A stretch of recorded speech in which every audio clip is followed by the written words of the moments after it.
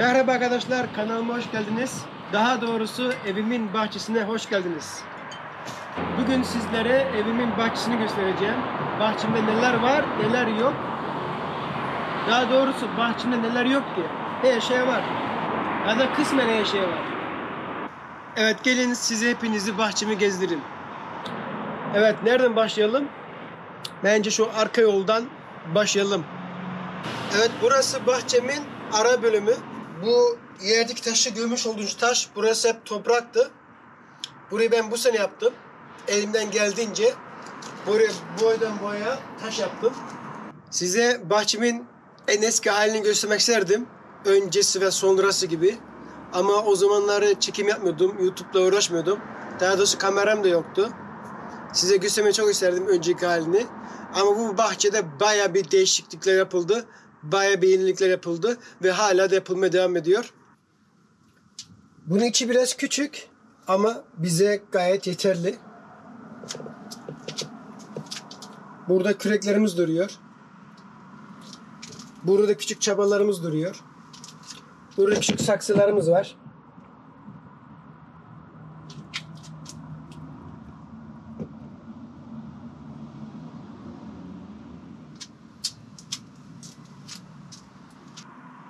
Eşim buraya her mevsime göre çiçek ekti. Yani bir çiçeğin mevsimi başladığı zaman o çıkıyor. Onun mevsimi bittiği zaman o bitiyor. Sonra diğer çiçek açmaya başlıyor. Böylelikle yaz, kış burada hepsine çiçek oluyor. Mevsime göre ektiği için. Ve aynı alanda burada da var. Ve arkadaşlar burada da bizim kıl sivri biberlerimiz var. Bunları taze toplayınca biberden, domatesten ortaya çok güzel bir menemen çıkıyor. Aynı Türkiye menemeni gibi. Ve arkadaşlar burada da Çanakkale domatesimiz var. Ve arkadaşlar burada da İtalyan domatesi var. Bu en arkada da oradaki birkaç domates kızarmış. Bazıları kızarmak üzere. Burada da küçük domateslerimiz var. Kırmızı domates var. Sarı domates var. Sarı domates tadı da geçen çok lezzetli. Ve bu arkamda görmüş olduğunuz saksıda burada da yeri veren dut var. Bu sene ben bunlarla sos yapmayı düşünüyorum. Acı sos. Bakalım ortaya nasıl bir şey çıkacak. Ve arkadaşlar burada da saksıda başka domatesimiz de var.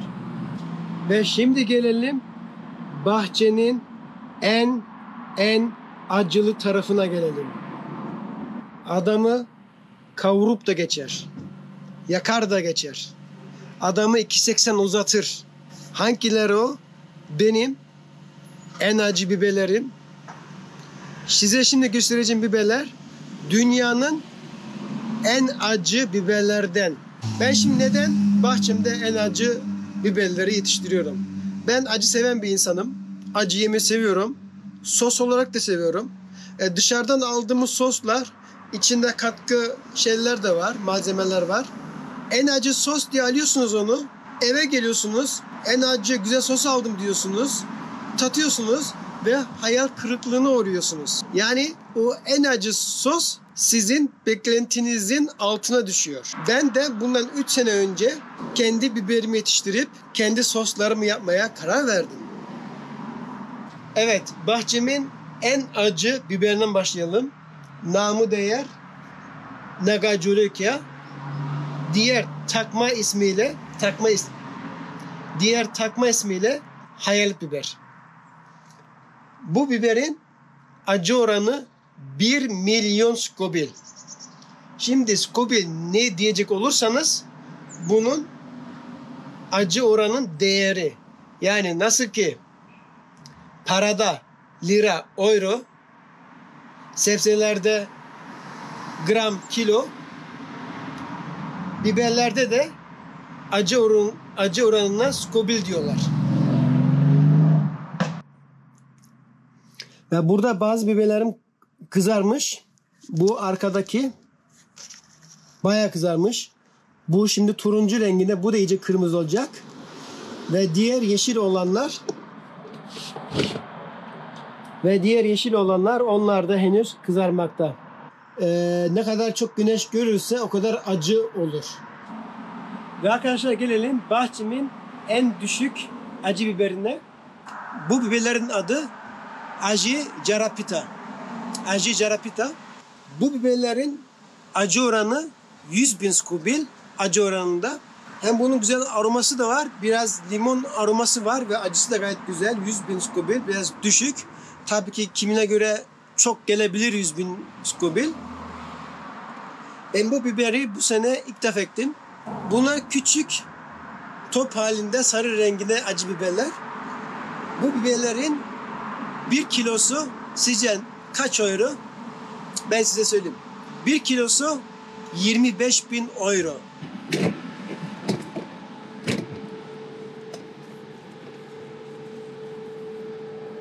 Evet, burada birkaç tane olgunlaşmış biberlerim var.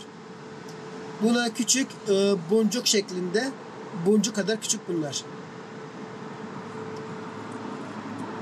Bazıları küçük oluyor, bazıları böyle biraz büyük oluyor.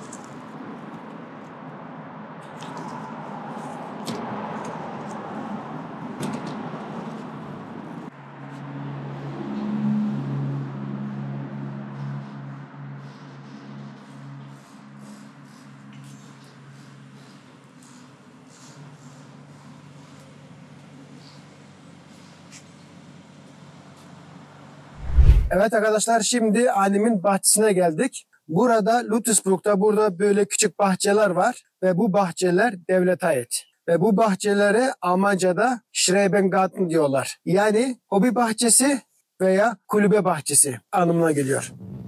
Bu bahçe devlete ait olduğu için devlet sadece yıllık ödüyorsunuz. Her sene ödediğin zaman bu bahçe ömür boyu sizin oluyor. Gelin size annemin bahçesini gezdireyim. Ve buradan sonra da bu yanlarda bir küçük bahçeler var. Ve o küçük bahçelerde hep beraber dolaşırız.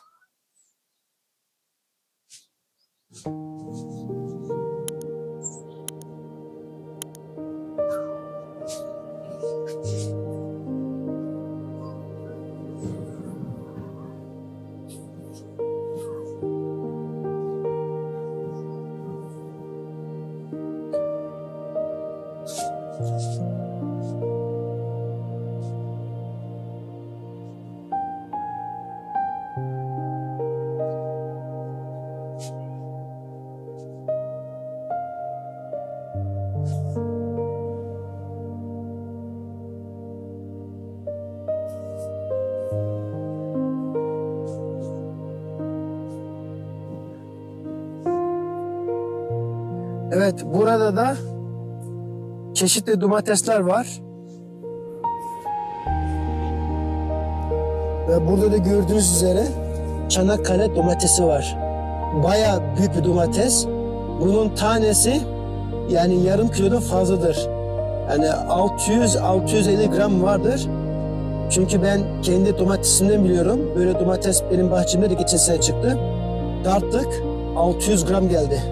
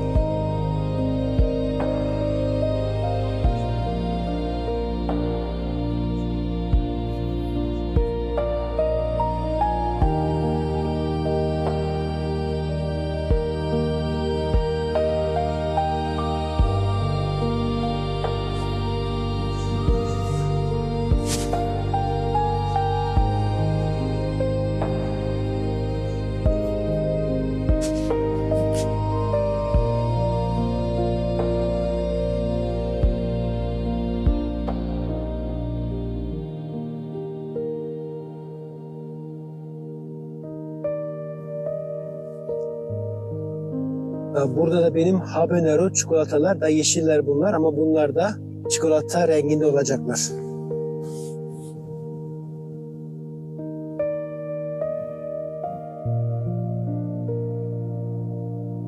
Bu tarafta bizim yan komşunun bahçesi. O da böyle ekmiş bahçesine. Bu yürünen ara yolda arkadaşlar. Burada sağımda solumda küçük bahçeler var.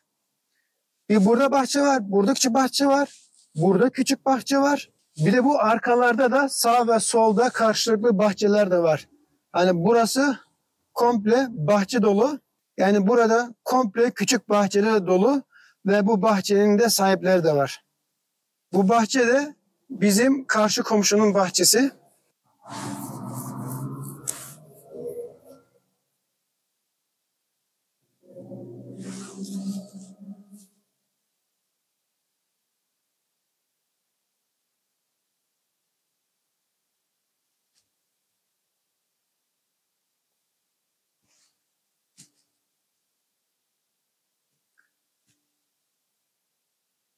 Ve burada sağımda ve solumda yine başka bahçeler var.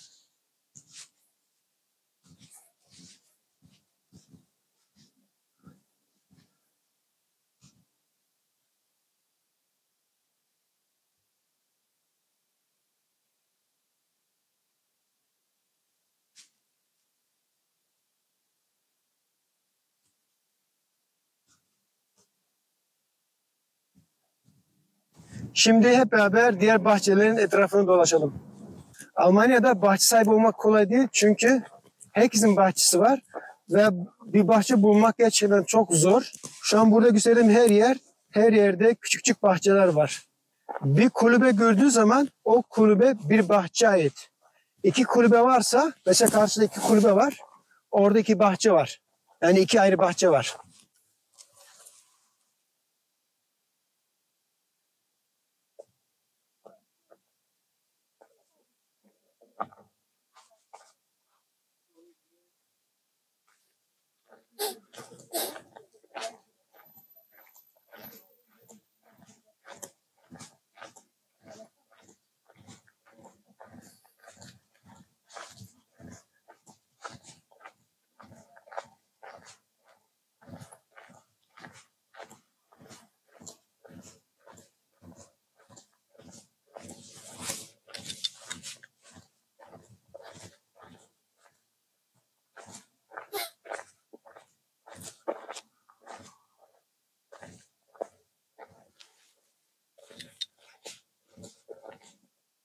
Ve arkadaşlar buradan içeri girdiğiniz zaman burada da sağ solda karşılıklı küçük bahçeler var. Ve aynı şekilde de burada da böyle. Buradan içeri girdiğiniz zaman burada da karşılıklı küçük bahçeler var. Bir kulübe bir bahçe demek. Burada şu an 6 tane kulübe var. Yani burada 6 tane küçük bahçe var demek.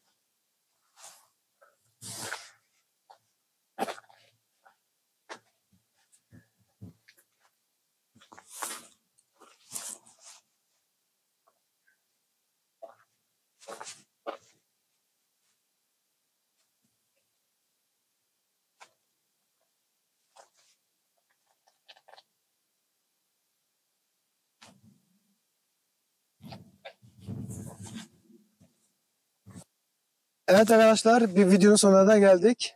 Size bugün bu videoda kendi terasımı gösterdim, kendi bahçemi gösterdim. Bahçemde yetişen domatesleri, acı biberleri gösterdim. Ondan sonra buraya gelerek annemin bahçesini size gösterdim. Yetişen domatesleri gördük. Orada da biberlerimi gördük. Bir de arkadaşlar kanalıma abone olmayı, like etmeyi ve yorum yazmayı unutmayın. Siz bu Almanya'da bahçe hakkında ne düşünüyorsunuz? Sizler de bahçe sahibi misiniz? Ve sizler bahçenizde neler yapıyorsunuz? Aşağıda yorumlarda paylaşabilirsiniz. Bir sonraki videoda görüşmek üzere. Hoşça kalın ve kendinize iyi bakın.